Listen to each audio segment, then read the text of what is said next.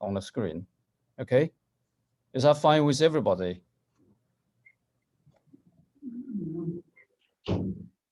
Well, because if I go into this mode, there's no pointer. Anyway, I see no objection, so let's do it this way.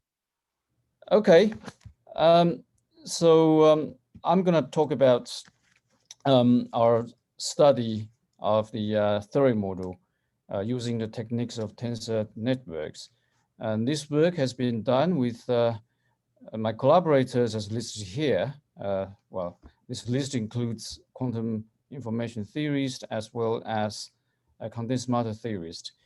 And the people with their names highlighted in red are actually the young colleagues who really spend a lot of efforts writing all the codes and performing all the detailed calculations for this project. So really most credits should go to these guys.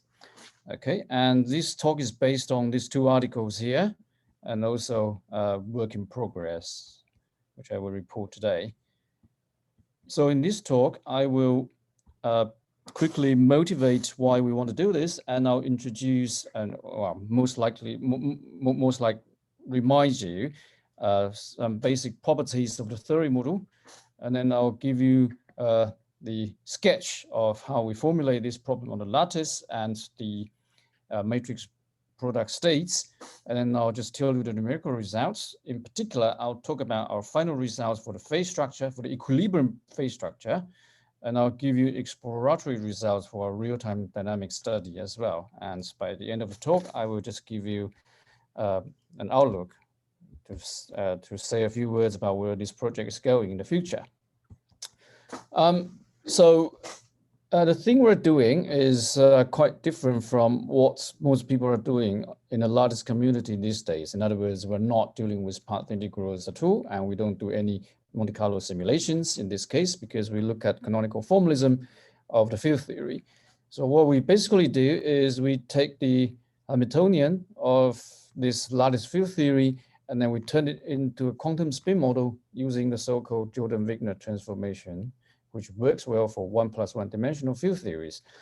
And then after we have that, we can actually use the ansatz of matrix product states to write down the quantum states of this quantum spin model. And then after that, since we have the states ansatz and we have the Hamiltonian, we can use a variational strategy to search for the ground state. And once we have the ground state, then we can proceed to compute correlators and matrix elements, which will give us interesting physics results. So why are we interested in doing that? Well, we're interested in doing matrix product states studies instead of traditional Monte Carlo simulations of path integrals on the lattice, because this approach doesn't give us sign problem, okay? And that also means that we can use it to study real-time dynamics pretty nicely. And on the other hand, it's actually, it bears a lot of similarities to what you would do to put field theory simulations on quantum computers in the future. So that's another big motivation for us. And why are we interested in studying theory models to start with? First of all, it's a very simple model. It's in 1+1 dimensions. On the other hand, given that it's so simple, it does have a very rich phase structure. And I will show you that you should expect to see BKT phase transitions in this model.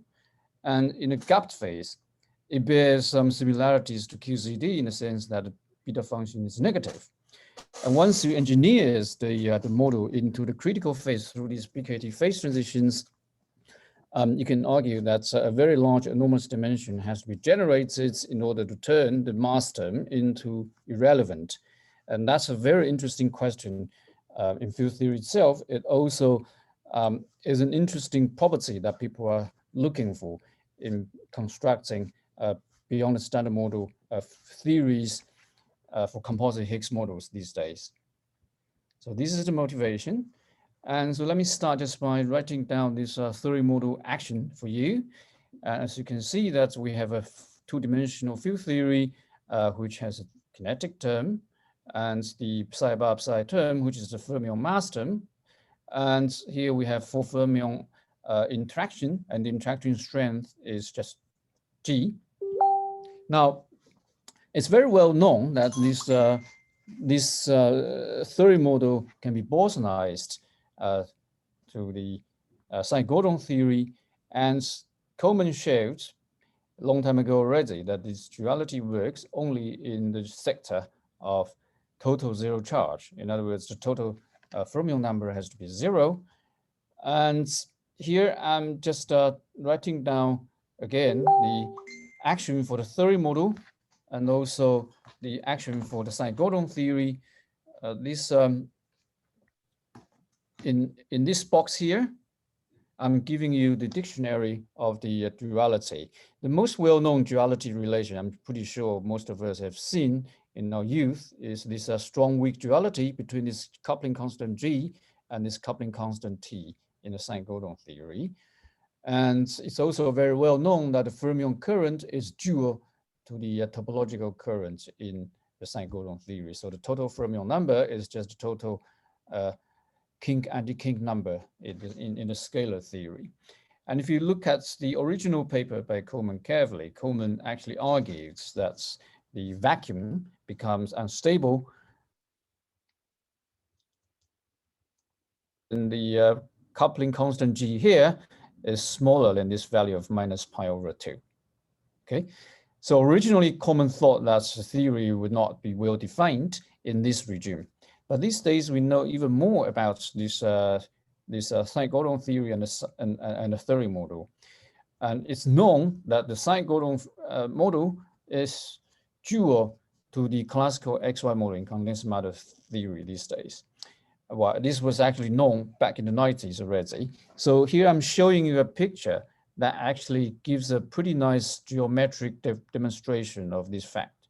So you can see that you have if you have vortex and anti-vortex pair in the XY model, you can actually you can use a geometric definition to write down these topological objects, and then you can demonstrate that they are actually connected by kinks and anti-kinks. Okay, so this is a geometric way of seeing this duality between the Sine-Gordon kinks and the XY model vortex anti-vortex pairs. And you can also establish that the duality for the coupling constants can be summarized in this table, where this T is just the temperature and K is the interaction of the nearest spin pairs in the XY model. So if you then study the XY model, you know that there's a BKT phase transition at this value of the temperature. And then interestingly, this is actually corresponding to the Coleman's instability point in the theory model. So in other words, if you take this duality relation summarized in this table, you would expect that in the theory model, you will also have a BKT phase transition. And indeed, if you just go through the perturbative expansion of in the mass parameter in the theory model and write down the RG equations and follow the RG flows, you see that these black curves are just RG flows, and you see that in this corner of the parameter space, the mass parameter is indeed irrelevant because at low energy, you always flow into the massless case. Well, on the other hand, on the right-hand side of this separating dotted blue curve, the mass parameter becomes relevant and it takes it away from this scale invariance line here. Okay, so how are we going to study this system? As I said, we will look at it through the operator formalism, and it's a little bit more involved than just taking the Legendre transform from the Lagrangian to obtain the Hamiltonian in this case, because you have to take into account the anomaly. Well, I mean, in the original theory model, you don't see a gauge field, but on the other hand, you can actually write down these 4 fermion coupling terms as some as a fermion current coupled to an auxiliary gauge field, and that gives you the anomaly contributions. So if you look at the correct operator form of the Hamiltonian, incorporating all these effects of the anomaly, it has been worked out by Hagen back in 1967 to be of this form. Okay. And now, once you take this Hamiltonian, what you can do is you can actually discretize it, well, discretize the spatial direction while keeping the temporal direction continuous, because we're only interested in looking at the Hamiltonian. So you only have to deal with the spatial direction on the lattice. And you can actually go through the staggered formulation for this case. And after that, you can use the Jordan-Wigner transformation to render these fermion fields on the lattice into these Pauli matrices, which represent a quantum spin. And what you will obtain is the XXZ quantum spin model as written down here, okay? Coupled with the staggered external magnetic field here. And also you have a uniform magnetic field. And also this term will also give you this, SZ coupling as well. And you see that this SZ coupling, the Z direction coupling, is different from the XY direction coupling. So that's why this is called the XXZ spin model in condensed matter physics. Okay, so I don't have time to explain details of these guys. The only thing I want to draw your attention is that to incorporate lattice effects, Luther showed in 1976 that you can actually modify further these coupling constants showing up here to be this function delta, which is related to the coupling, to the fermion coupling through these relations here. Okay, so this is actually the Hamiltonian that we want to study in our simulations in the end. But then, as I said, you want to constrain the total the system in the sector of total fermion number equals 0, because we want to use the duality to interpret our numerical results. So to achieve that, we want to simulate only in a sector of total fermion number equals 0, and you can show that actually the total fermion number actually corresponds to total spin in the Z direction. And therefore, what we do is that we use this trick by introducing this so-called penalty term, where we choose this lambda parameter to be of order 1. In other words, when total spin Z is non-zero, we choose this S target to be 0 in our case. So when the total spin Z is not 0, the contributions in the Hamiltonian in our variational search in the end would actually be of something of order 1, which is at the cutoff scale. And then therefore, this non-zero spin sector will be lifted. So that's the trick we introduce. And once we have that, we want to consider having a ground state of this quantum spin model, and we use the metric product states techniques to search for the ground state. And let me briefly explain what matrix product states are. So suppose that if you have this quantum spin state, which is composed of n quantum spins, and each one locally has a Hilbert space of dimension d, and then a complete quantum state can be specified by having these coefficients, this c j1 to jn here. But then you realize that this Hilbert space grows very quickly. If in fact it's an exponential problem, because if you have n spin, it's d to the power n. So now this Hilbert space becomes extremely big, right? When n grows. And the trick of matrix product state is that you first write this big tensor, this rank n tensor, as a product of this little tensor A of rank 3, where you introduce these fictitious dimensions alpha and beta, fictitious indices alpha and beta, and they take d dimensions. Okay, so you can actually write down this big tensor as the product of this bunch of little tensors here. And this actually turns this d to the power n problem into d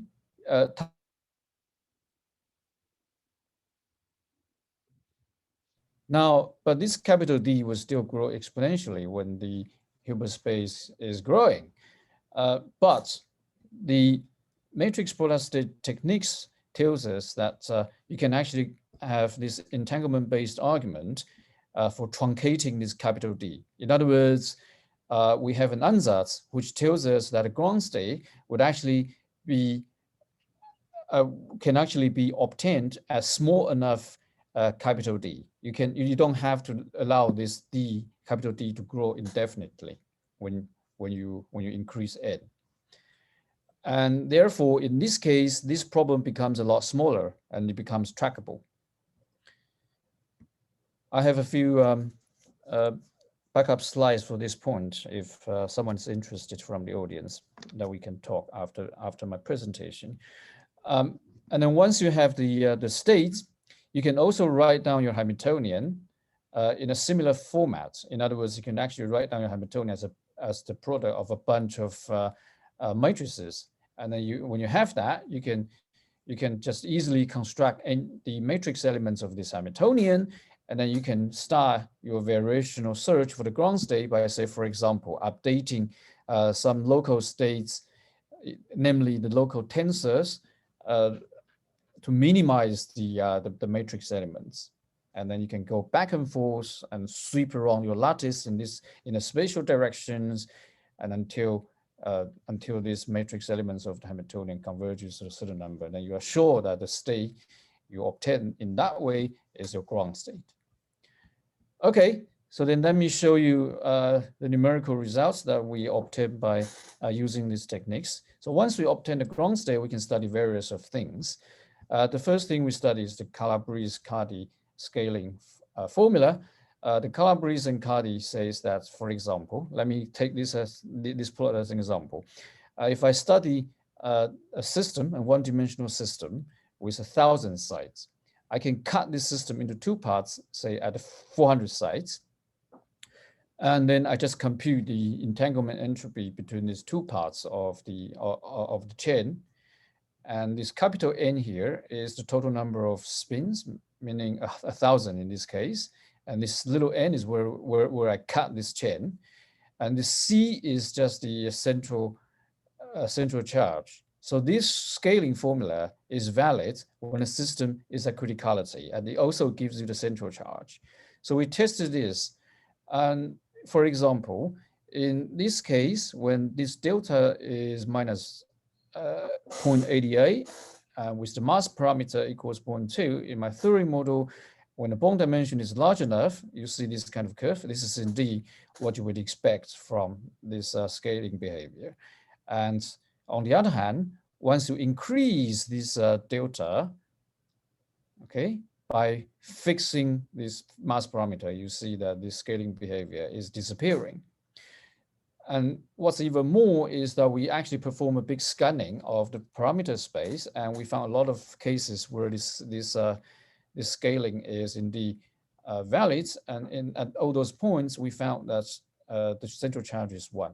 And in that case, we're actually saying that at those points, the theory model is actually corresponding to a free bosonic theory. Okay, and furthermore, we also look at 3 types of correlators, and the first 2 are to explain too much about these things, but in the field theory side, they just look like that. And you would expect that these correlators both look like exponential decay laws in a gap phase, and they look like parallel decay in the critical phase. And indeed, we observe both cases depending on where we are in the parameter space as well. Now, to really pin down the boundary of the phase structure, we would need something more quantitative, but unfortunately, we don't have local order parameter to help us because we're facing a BKT phase transition. And on the other hand, we learned from condensed matter theorists that if you look at this so-called string correlator, which is just computed this way by patching up, say, this SZ, this polymetric in the Z direction at N site, we patch up all the way to R sites away from it. And then if you look at the asymptotic behavior of this string correlator in a gap phase, it should actually tend to a constant that's non-vanishing. And on the other hand, in a critical phase, when R equals infinity, it should vanish. Okay, so I must say that this is something really interesting because we picked up this idea from condensed matter theorists, because we quantum field theorists would not think of studying this kind of very strange correlators, because this actually corresponds to having this psi bar psi operator on each side of the lattice between n and n plus r. Okay, so let me then skip a few slides and just jump directly to the conclusion, and then we actually use this. We actually use this string operator, and we fit it into this form, and we check if this constant is 0 or not in order to distinguish between the critical and the gap phase. And this is the result of this constant C in all our scanning calculations. And you can see that here at this corner, you clearly see that C is vanishing, and here you see that C takes some value that is not 0. And then in the end, then we can actually conclude that this is the phase structure that we obtain. There's still a gray area where our data are not good enough to pin down this phase boundary very precisely. But on the other hand, this is actually not our purpose. I mean, in other words, our purpose is not to show that we can determine this phase boundary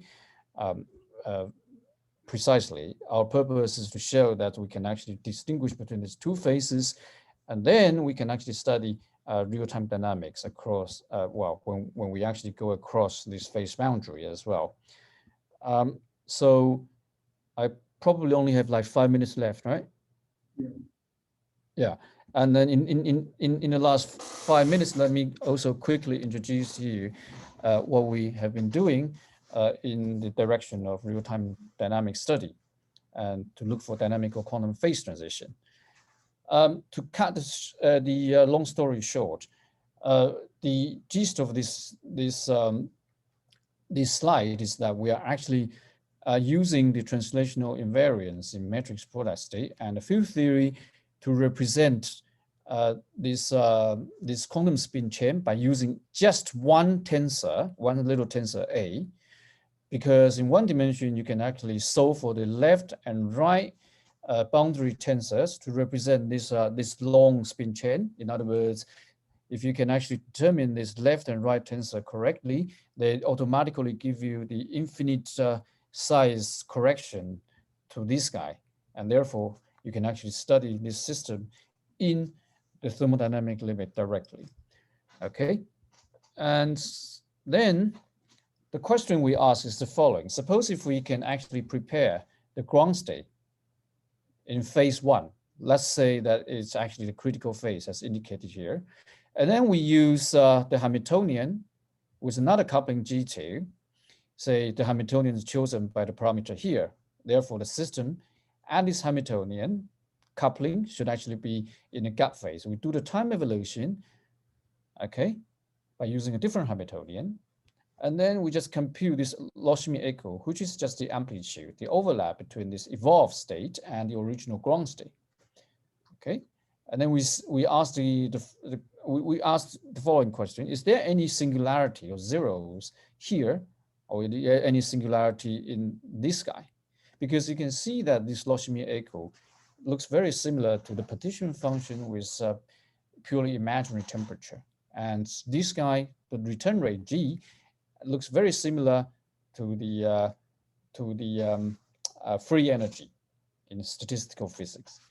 So in the uniform MPS method, where you actually can study things directly in the thermodynamic limit, you can actually compute this so-called MPS transfer matrix, where this is just the original ground state, O1 here, and this is the evolved state. And then you just look for the largest eigenvalue of this so-called transfer matrix, and then that would actually give you this return rate. So that's what we're doing. And then you see that if you do that, this is the case from the massive to the critical phase, okay? Because we're actually going from massive theory model to massless theory model, which is critical. And then you see that the blue curve is the largest eigenvalue contribution, and this should be the return rate, and you see no singular behavior. On the other hand, if you do it the other way around, you do it from the critical to the massive case, you see these spikes. So you see singular behaviors in the return rate. and this signals dynamical phase transition. And if you look closely, you see that this kind of singular behavior actually arises from some crossing of these eigenmodes in the transfer matrix that I introduced earlier on. In other words, some second and third largest modes in the transfer matrix spectrum would actually come down and cross with the largest mode here, and then that will give you these spikes. And it's actually largely independent. This behavior is largely independent of the bond dimension. I mean, the first crossing here, and that's the important thing that you want in computing the return rate. So we search and search, and we found, for example, dynamical phase transitions in all the red arrows. The beginning of the arrows always indicate the ground state search, and the ends of the arrows are actually at Hamiltonians that you use to do the quench study. So if you look at these plots, that means we actually, for example, we saw no dynamical phase transition at all if we stay in a critical phase, and we saw it like this to go out of the critical phase, but we never see it when we go back from the gap phase to critical phase. But on the other hand, what's interesting is that we also see a dynamical phase transition within the massive or the gap phase itself. We start from here and we quench into this point, then we see this dynamical phase transition. Okay.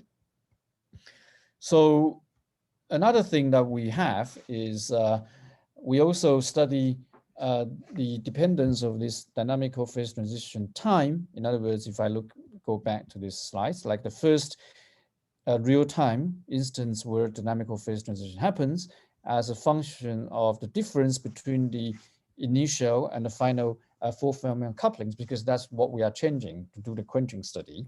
And you see roughly some exponential behavior here.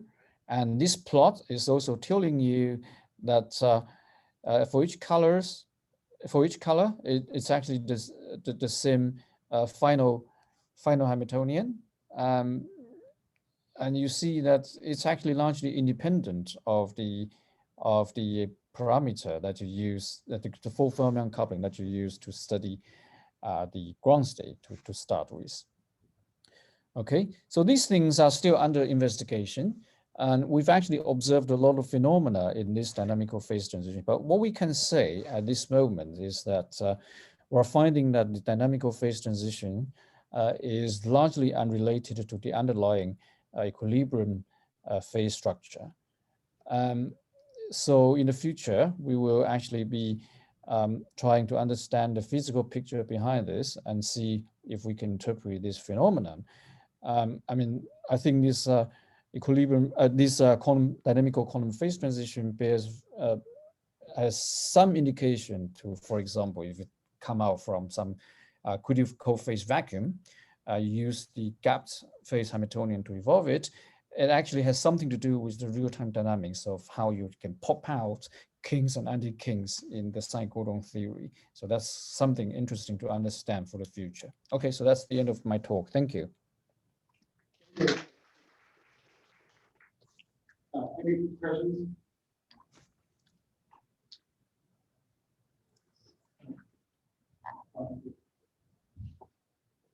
So in the second part, can we see can we define some kind of critical exponent for the dynamical phase transition?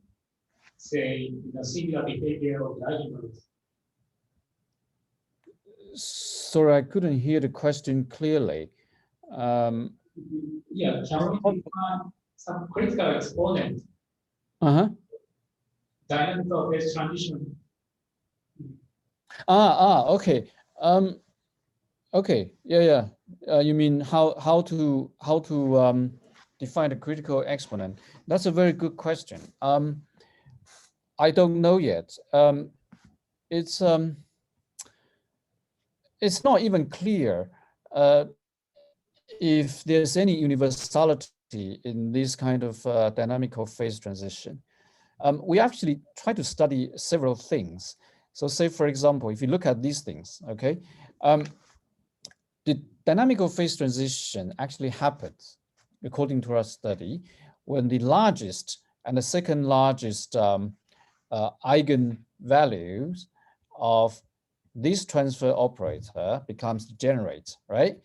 And actually, you can easily show that the ratio between these two eigenvalues is related to the well, it bears some similarity to what you would do to compute correlation length for systems that looks like this.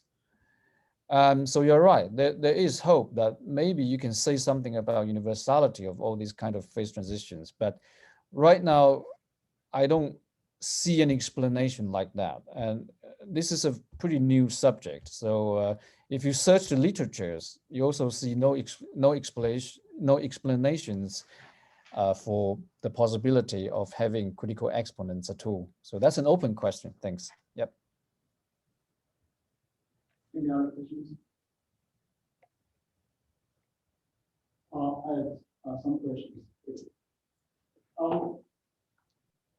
Since the matrix product state is only answers, okay, then to what extent the answers work, or in other what conditions you fail?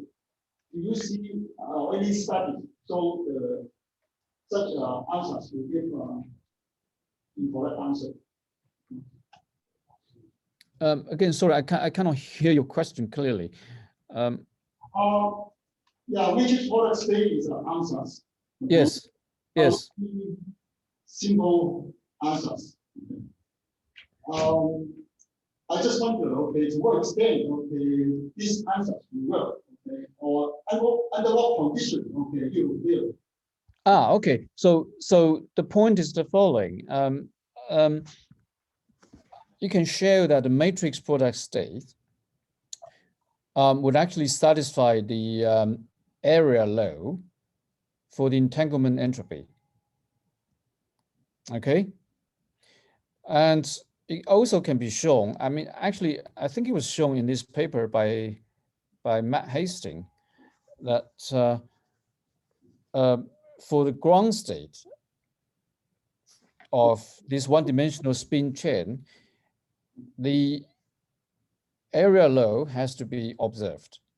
In other words, the matrix product state automatically gives you a corner of the Hilbert space where you can actually single out those states that satisfy the area law, and therefore that restricts the area that you have to search. And then if you search in this area, then you get your ground state in this area. This area law criteria actually tells you that you are doing the correct thing. Yeah. My second question is, can this approach be applied to the V plus one dimensional fermion? Say, for example, PCB here, V times PCB here, V plus one dimension, V times dimensions of PCB. Okay, I cannot hear you clearly, but are you asking if it's possible to generalize these methods to higher dimensional field theory? Algorithm or assumption, and yeah. The question is, can you make the systematic improvement? Okay, or the error can be systematically improved. Right. For this approach. Right. Very good. Okay. So first of all, the errors can be controlled. Okay, because as I said, these ansatz, let's think about one dimension first, 1 plus 1 dimension first. And so what would be the errors? The errors would actually be here, the finite bond dimension that you introduce, right? Because in principle, you should also allow this bond dimension to grow, to be very big. So of course you have this bond dimension error. And you also have, if you do finite size calculation, you also have systematic effects related to the finite size. And those are things you can control.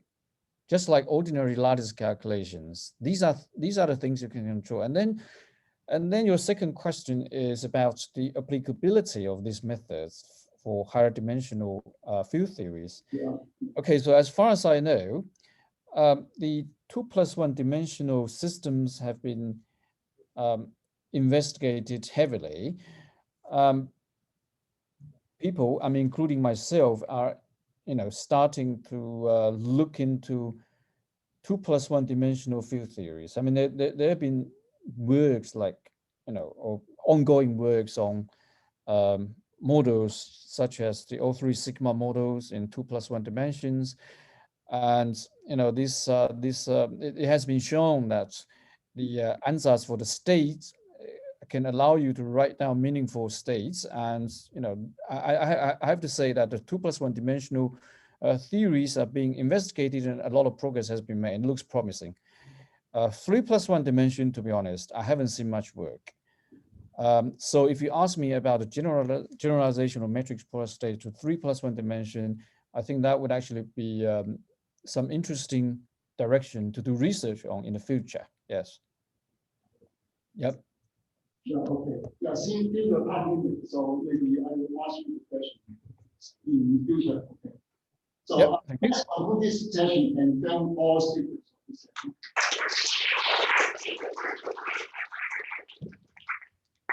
Copy time. We have to come back one time because the next speaker will be online. Wait. Our time is in 10 minutes. 10 minutes. Okay, so we have But we are free to bring anything.